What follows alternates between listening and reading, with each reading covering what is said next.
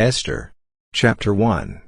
Now it happened in the days of Ahasuerus, this is Ahasuerus who reigned from India even to Ethiopia, over 127 provinces, that in those days, when the king Ahasuerus sat on the throne of his kingdom, which was in Shushan the palace, in the 3rd year of his reign, he made a feast for all his officials and his servants, the power of Persia and Media, the nobles and princes of the provinces, being before him.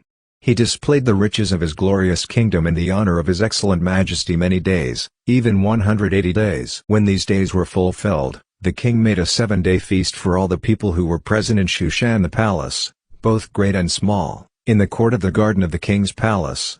There were hangings of white, green, and blue material, fastened with cords of fine linen and purple to silver rings and marble pillars. The couches were of gold and silver, on a pavement of red, white, yellow, and black marble. They gave them drinks in golden vessels of various kinds, including royal wine in abundance, according to the bounty of the king. In accordance with the law, the drinking was not compulsory, for so the king had instructed all the officials of his house, that they should do according to every man's pleasure. Also Vashti the queen made a feast for the women in the royal house which belonged to King Ahasuerus. On the 7th day, when the heart of the king was merry with wine, he commanded Mehuman, Biztha, Harbona, Bigtha, and Abagtha, Zetar, and Carcass, the 7 eunuchs who served in the presence of Ahasuerus the king, to bring Vashti the queen before the king with the royal crown, to show the people and the officials her beauty, for she was beautiful. But the queen Vashti refused to come at the king's commandment by the eunuchs. Therefore the king was very angry, and his anger burned in him. Then the king said to the wise men, who knew the times, for it was the king's custom to consult those who knew law and judgment, and the next to him were Karshena, Shethar, Admatha, Tarshish, Maris, Marsena, and Memucan, the 7 officials of Persia and Media, who saw the king's face, and sat first in the kingdom. What shall we do to the queen Vashti according to law, because she has not done the bidding of the king Ahasuerus by the eunuchs? Memucan answered before the king and the officials, Vashti the queen has not done wrong to just the king, but also to all the officials and to all the people who are in all the provinces of the king Ahasuerus. For this deed of the queen will become known to all women, causing them to show contempt for their husbands. When it is reported, King Ahasuerus commanded Vashti the queen to be brought in before him, but she did not come. Today, the princesses of Persia and Media who have heard of the queen's deed will tell all the king's officials. This will cause much contempt and wrath. If it please the king, let a royal commandment go from him, and let it be written among the laws of the Persians and the Medes, so that it cannot be altered, that Vashti may never again come before King Ahasuerus, and let the king give her royal estate to another who is better than she. When the king's decree which he shall make is published throughout all his kingdom, for it is great, all the wives will give their husbands honor, both great and small. And this advice pleased the king and the officials, and the king did according to the word of Memucan, for he sent letters into all the king's provinces, into every province according to its writing, and to every people in their language, that every man should rule his own house, speaking in the language of his own people. Chapter 2. After these things, when the wrath of King Ahasuerus was pacified, he remembered Vashti, and what she had done, and what was decreed against her. Then the king's servants who served him said, Let beautiful young virgins be sought for the king. Let the king appoint officers in all the provinces of his kingdom, that they may gather together all the beautiful young virgins to the citadel of Susa, to the women's house, to the custody of Haggai the king's eunuch, keeper of the women. Let cosmetics be given them, and let the maiden who pleases the king be queen instead of Vashti. The thing pleased the king, and he did so. There was a certain Jew in the citadel of Susa, whose name was Mordecai, the son of Yair, the son of Shimei, the son of Kish, a Benjamite, who had been carried away from Jerusalem with the captives who had been carried away with Jeconiah king of Judah, whom Nebuchadnezzar the king of Babylon had carried away. He brought up Hadassah, that is, Esther, his uncle's daughter, for she had neither father nor mother. The maiden was fair and beautiful, and when her father and mother were dead, Mordecai took her for his own daughter. So it happened, when the king's commandment and his decree was heard, and when many maidens were gathered together to the citadel of Susa, to the custody of Haggai, that Esther was taken into the king's house, to the custody of Haggai, keeper of the women. The maiden pleased him, and she obtained kindness from him. He quickly gave her cosmetics and her portions of food, and the 7 choice maidens who were to be given her out of the king's house. He moved her and her maidens to the best place in the women's house.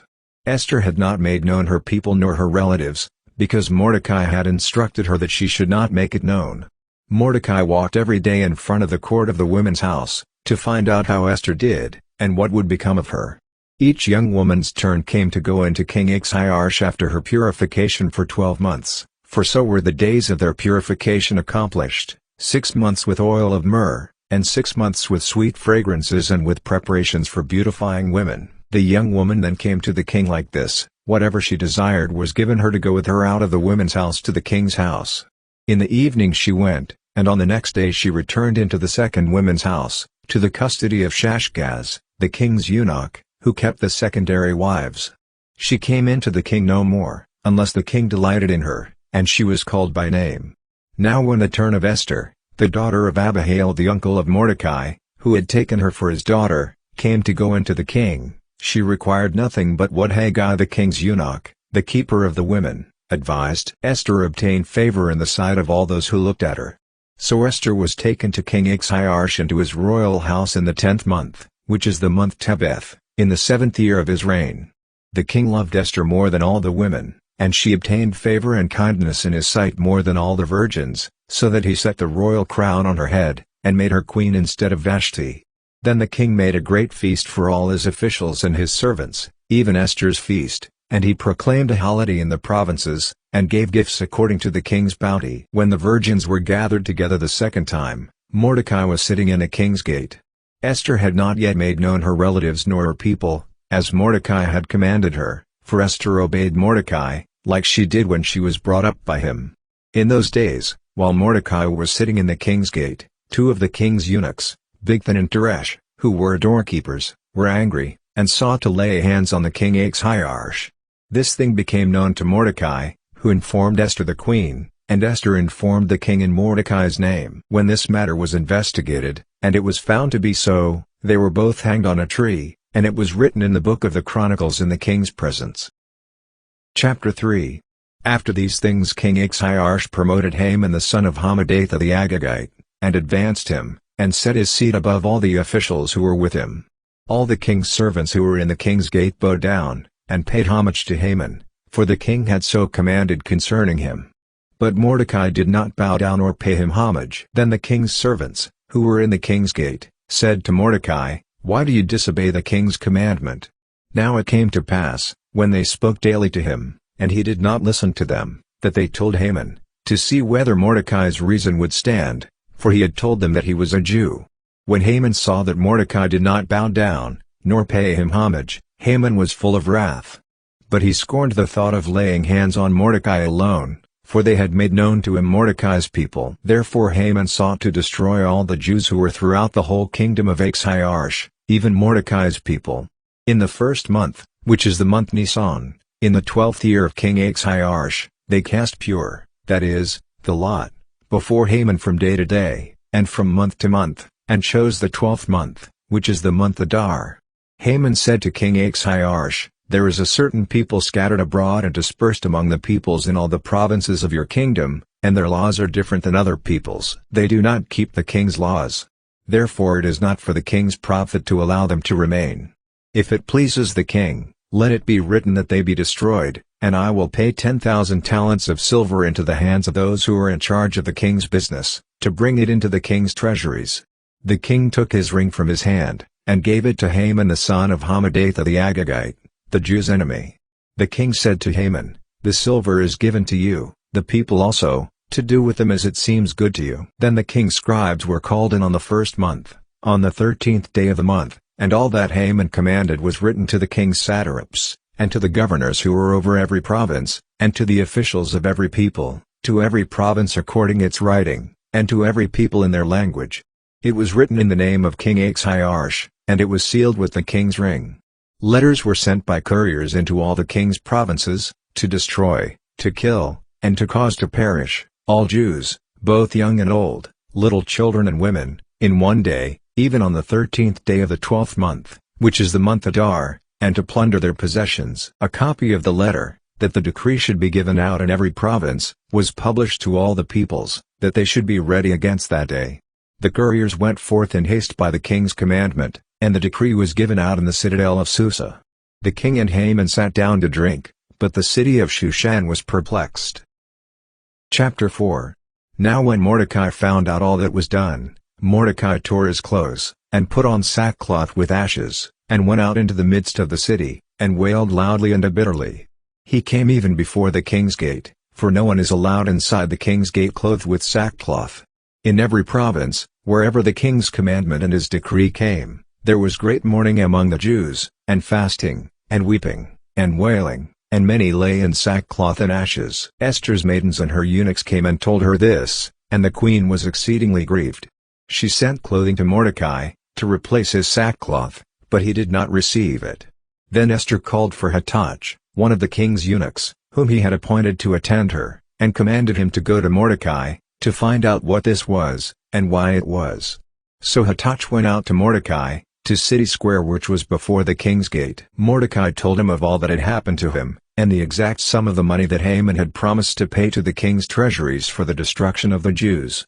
He also gave him the copy of the writing of the decree that was given out in Shushan to destroy them, to show it to Esther, and to declare it to her, and to urge her to go in to the king, to make petition to him, and to make request before him, for her people. Hathach came and told Esther the words of Mordecai. Then Esther spoke to Hathach, and gave him a message to Mordecai, all the king's servants, and the people of the king's provinces, know, that whoever, whether man or woman, comes to the king into the inner court without being called, there is one law for him, that he be put to death, except those to whom the king might hold out the golden scepter, that he may live. I have not been called to come into the king these 30 days. They told to Mordecai Esther's words. Then Mordecai asked them return answer to Esther, do not think to yourself that you will escape in the king's house any more than all the Jews. For if you remain silent now, then relief and deliverance will come to the Jews from another place, but you and your father's house will perish. Who knows if you haven't come to the kingdom for such a time as this? Then Esther asked them to answer Mordecai, go, gather together all the Jews who are present in Shushan, and fast for me, and neither eat nor drink 3 days, night or day. I and my maidens will also fast the same way. Then I will go into the king, which is against the law, and if I perish, I perish. So Mordecai went his way, and did according to all that Esther had commanded him. Chapter 5. Now it happened on the 3rd day that Esther put on her royal clothing, and stood in the inner court of the king's house, next to the king's house. The king sat on his royal throne in the royal house, next to the entrance of the house.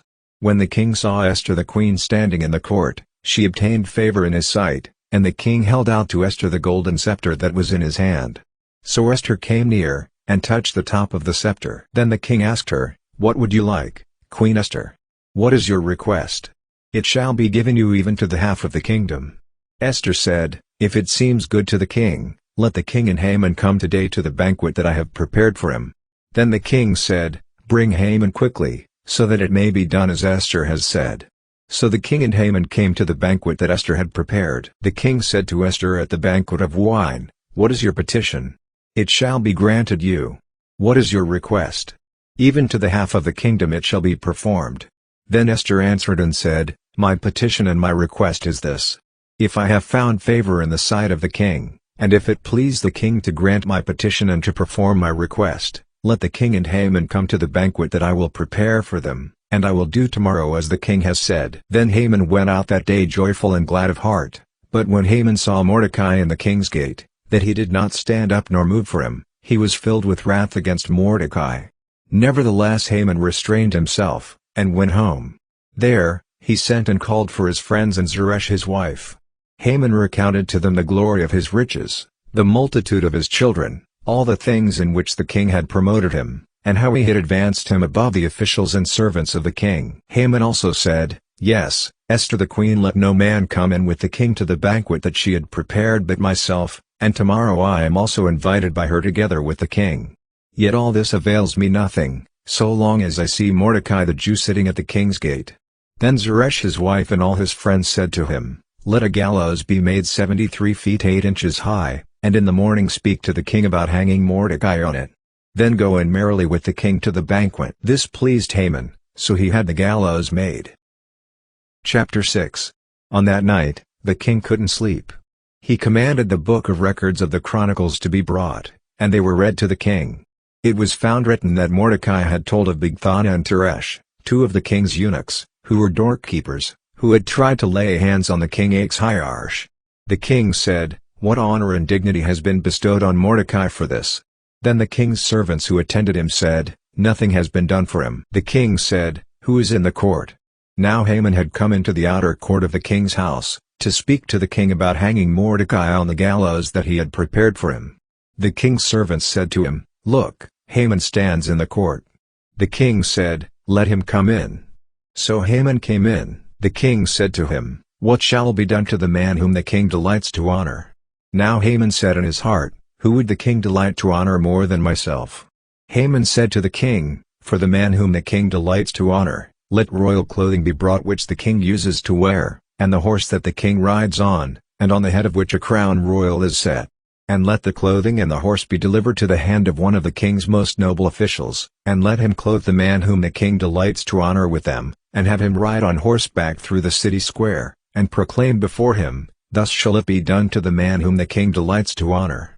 Then the king said to Haman, "Hurry and take the clothing and the horse, as you have said, and do this for Mordecai the Jew, who sits at the king's gate. Let nothing fail of all that you have spoken." Then Haman took the clothing and the horse, and arrayed Mordecai, and had him ride through the city square, and proclaimed before him, "Thus shall it be done to the man whom the king delights to honor." Mordecai came back to the king's gate, but Haman hurried to his house, mourning and having his head covered. Haman recounted to Zeresh his wife and all his friends everything that had happened to him. Then his wise men and Zeresh his wife said to him, "If Mordecai, before whom you have begun to fall, is of Jewish descent, you will not prevail against him, but you will surely fall before him." While they were yet talking with him, the king's eunuchs came, and hurried to bring Haman to the banquet that Esther had prepared. Chapter 7. So the king and Haman came to banquet with Esther the queen. The king said again to Esther on the second day at the banquet of wine, "What is your petition, Queen Esther? It shall be granted you. What is your request? Even to the half of the kingdom it shall be performed." Then Esther the queen answered, "If I have found favor in your sight, O king, and if it please the king, let my life be given me at my petition, and my people at my request. For we are sold, I and my people, to be destroyed, to be slain, and to perish. But if we had been sold for bondservants and bondmaids, I would have held my peace, although the adversary could not have compensated for the king's loss." Then King Ahasuerus said to Esther the queen, "Who is he, and where is he who dared presume in his heart to do so?" Esther said, "An adversary and an enemy, even this wicked Haman." Then Haman was afraid before the king and the queen. The king arose in his wrath from the banquet of wine and went into the palace garden. Haman stood up to make request for his life to Esther the queen, for he saw that there was evil determined against him by the king. Then the king returned out of the palace garden into the place of the banquet of wine, and Haman had fallen on the couch where Esther was. Then the king said, "Will he even assault the queen in front of me in the house?" As the word went out of the king's mouth, they covered Haman's face. Then Harbonah, one of the eunuchs who were with the king said, "Look, the gallows 73 feet 8 inches high, which Haman has made for Mordecai, who spoke good for the king, is standing at Haman's house." The king said, "Hang him on it." So they hanged Haman on the gallows that he had prepared for Mordecai. Then was the king's wrath pacified. Chapter 8. On that day, King Ahasuerus gave the house of Haman, the Jew's enemy, to Esther the queen. Mordecai came before the king, for Esther had told what he was to her. The king took off his ring, which he had taken from Haman, and gave it to Mordecai. Esther set Mordecai over the house of Haman. Esther spoke yet again before the king, and fell down at his feet, and begged him with tears to put away the mischief of Haman the Agagite, and his plot that he had devised against the Jews. Then the king held out to Esther the golden scepter. So Esther arose, and stood before the king. She said, "If it pleases the king, and if I have found favor in his sight, and the thing seem right to the king, and I am pleasing in his eyes, let it be written to reverse the letters devised by Haman, the son of Hammedatha the Agagite, which he wrote to destroy the Jews who are in all the king's provinces. For how can I endure to see the disaster that would come to my people? How can I endure to see the destruction of my relatives?" Then King Ahasuerus said to Esther the queen and to Mordecai the Jew, "See, I have given Esther the house of Haman, and him they have hanged on the gallows, because he laid his hand on the Jews. Write also to the Jews, as it pleases you, in the king's name, and seal it with the king's ring, for the writing which is written in the king's name, and sealed with the king's ring, may not be reversed by any man. Then the king's scribes were called at that time, in the 3rd month Sivan, on the 23rd day of the month, and it was written according to all that Mordecai commanded to the Jews, and to the satraps, and the governors and officials of the provinces which are from India to Ethiopia, 127 provinces, to every province according to its writing, and to every people in their language, and to the Jews in their writing, and in their language. He wrote in the name of King Ahasuerus, and sealed it with the king's ring, and sent letters by courier on horseback, riding on royal horses that were bred from swift steeds. In those letters, the king granted the Jews who were in every city to gather themselves together, and to defend their life, to destroy, to kill, and to cause to perish, all the power of the people and province that would assault them, their little ones and women, and to plunder their possessions, on one day in all the provinces of King Ahasuerus, on the 13th day of the 12th month, which is the month Adar. A copy of the letter, that the decree should be given out in every province, was published to all the peoples, that the Jews should be ready for the day to avenge themselves on their enemies. So the couriers who rode on royal horses went out, hastened and pressed on by the king's commandment. The decree was given out in the citadel of Susa. Mordecai went out of the presence of the king in royal clothing of blue and white, and with a great crown of gold, and with a robe of fine linen and purple, and the city of Susa shouted and was glad. The Jews had light, gladness, joy, and honor. In every province, and in every city, wherever the king's commandment and his decree came, the Jews had gladness, joy, a feast, and a good day. Many from among the peoples of the land. Chapter 9. Now in the 12th month, which is the month Adar, on the 13th day of the month, when the king's commandment and his decree drew near to be put in execution, on the day that the enemies of the Jews hoped to conquer them, but it was turned out the opposite happened, that the Jews conquered those who hated them. The Jews gathered themselves together in their cities throughout all the provinces of the king Ahasuerus, to lay hands on those who wanted to harm them. No one could withstand them, because the fear of them had fallen on all the people. And all the officials of the provinces, the satraps, the governors, and those who did the king's business helped the Jews, because the fear of Mordecai had fallen on them. For Mordecai was great in the king's house, and his fame went out throughout all the provinces, for the man Mordecai grew greater and greater. The Jews struck all their enemies with the stroke of the sword, and with slaughter and destruction, and did what they wanted to those who hated them. In the citadel of Susa, the Jews killed and destroyed 500 men. They killed Parshandatha, Dalphon, Aspatha, Parada, Adalia, Aradatha, Parmashta, Arasai, Aradai, and Vasatha, the 10 sons of Haman the son of Hammedatha, the Jews' enemy, but they did not lay their hand on the plunder. On that day, the number of those who were slain in the citadel of Susa was brought before the king. The king said to Esther the queen, "The Jews have slain and destroyed 500 men in the citadel of Susa, including the 10 sons of Haman. What then have they done in the rest of the king's provinces? Now what is your petition? It shall be granted you. What is your further request? It shall be done." Then Esther said, "If it pleases the king, let it be granted to the Jews who are in Shushan to do tomorrow also according to this day's decree, and let Haman's 10 sons be hanged on the gallows." The king commanded this to be done. A decree was given out in Shushan, and they hanged Haman's 10 sons. The Jews who were in Shushan gathered themselves together on the 14th day also of the month Adar, and killed 300 men in Shushan, but they did not lay their hand on the spoil.